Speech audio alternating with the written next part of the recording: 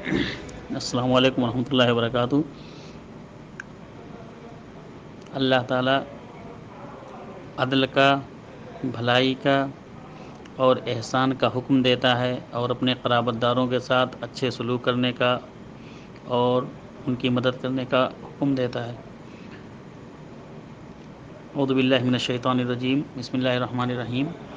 ان اللہ یأمر بالعدل والإحسان وإیتاء ذی القربى وینہی عن الفحشاء والمنکر والبغی یعظکم لعلکم تذکرون۔ یہ سورہ نحل کی آیت نمبر 90 ہے، اور یہ وہ سورت ہے جس کو آپ ہر جمعہ میں خطیب سے سنتے ہوں گے۔ جب وہ خطبہ اپنا ختم کر رہا ہوتا ہے تو یہ آیت پڑھتا ہے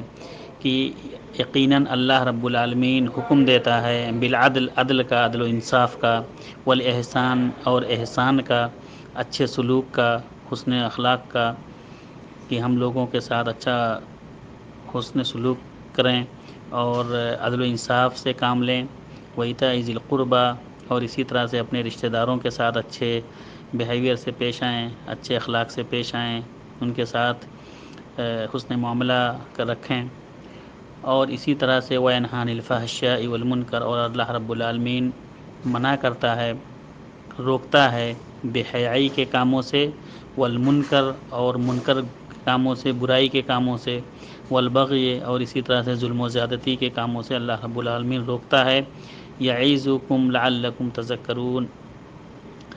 اور وہ اللہ رب العالمین تمہیں نصیحتیں کر رہا ہے کہ تم نصیحت حاصل کرو، اور اللہ رب العالمین تمہیں یہ نصیحت کرتا ہے کہ تم نصیحت حاصل کرو اور اللہ رب العالمین کے فرامین کو بجا لاؤ، اور اللہ رب العالمین کے نواہی جس سے منع کیا ہے اللہ رب العالمین اس سے رک جاؤ۔ السلام علیکم ورحمۃ اللہ وبرکاتہ۔